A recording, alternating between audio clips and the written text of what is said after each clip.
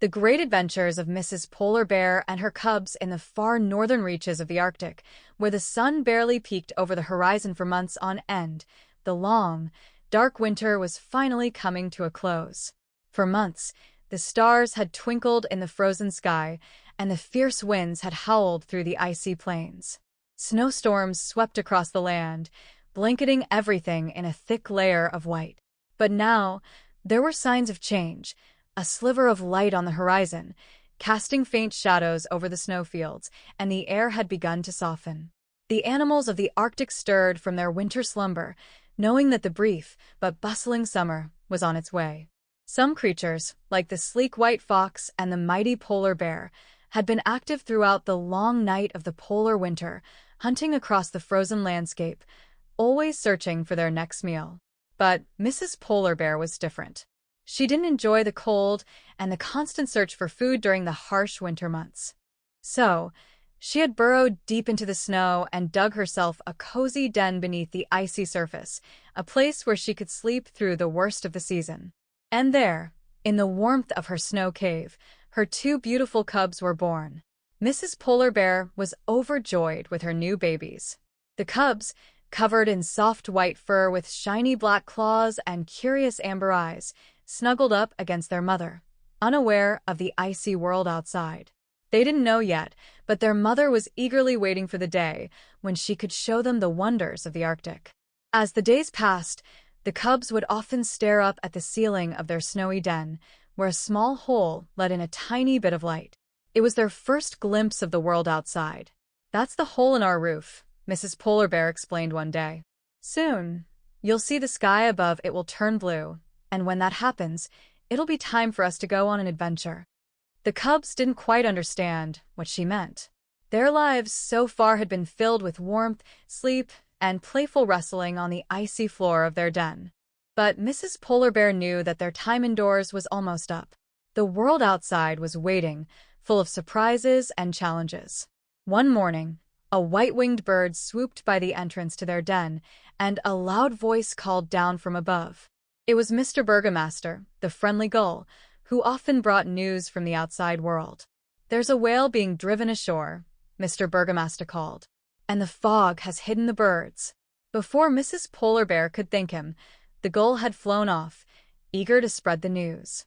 She smiled, knowing that Mr. Burgomaster's visit meant one thing: a feast was waiting, and it was safe to go out.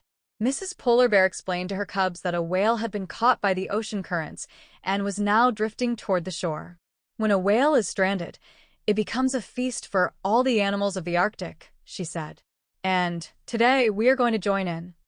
But she also warned them about the dangers. Humans, with their fierce dogs, ropes, and sharp spears, would often come hunting during these times. "You must stay hidden and quiet while I'm gone," she told her cubs. "No noise, no wandering off. I'll bring back food for all of us." The cubs nodded eagerly, their amber eyes wide with excitement.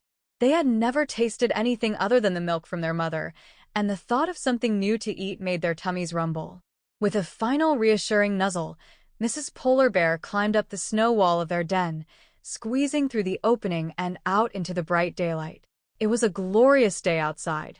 The fog hung low, casting a silvery glow over the ice, and the sea glittered in the distance.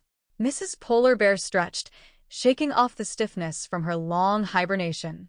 She was careful not to make a sound, remembering her mother's advice: "You never know who might be listening." The journey to the shore was short, and soon the sound of squabbling animals and screeching birds reached her ears. Mrs. Polar Bear arrived at the scene to find a chaotic feast in progress. Wolves, foxes, and other bears were already tearing into the whale's blubbery flesh, and seagulls circled above, waiting for their turn. Mrs. Polar Bear wasted no time, plunging her sharp teeth into the whale. The rich, oily meat tasted heavenly after months of hibernation. Her hunger satisfied, she felt generous and looked around. "Thank you, Mr. Burgomaster, for letting me know," she said to the gull, who was perched nearby. Mr. Burgomaster ruffled his feathers modestly. "We've been friends for a long time, Mrs. Bear," he replied. "It's always good to look out for one another." Mrs. Polar Bear smiled, her spirits lifted by the meal and the company. "I think I'll name my cubs after you and your wife," she announced. "They shall be called Odin and Olga." The gull flapped his wings in delight. It was an honor to have such fine bear cubs named after him, and though he didn't say much, his gratitude shone in his eyes. After packing a generous portion of the whale meat in her jaws, Mrs. Polar Bear returned to her cubs. Odin and Olga were thrilled when their mother came back, dropping the meal in front of them. They devoured the delicious blubber, their little bellies growing round and full. Life seemed perfect, but their adventure had only just begun. The next few days passed in a flurry of excitement. The snow cave melted, and the bright sun shone down on the Arctic landscape. It was time to move.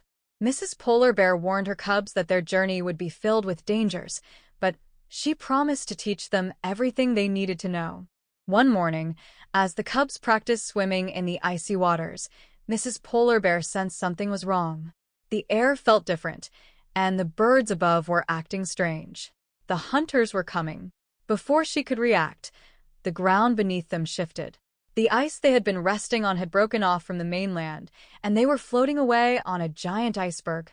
Mrs. Polar Bear roared in frustration, but then a thought crossed her mind. "This might be a blessing in disguise," she said to her cubs. "We'll float away from the hunters, and when we reach a safe shore, we'll continue our adventure." For days, they drifted on the iceberg, surrounded by the endless ocean. The cubs practiced diving and hunting fish, learning from their mother how to survive in the harsh Arctic environment. Finally, after weeks of floating, they spotted land on the horizon.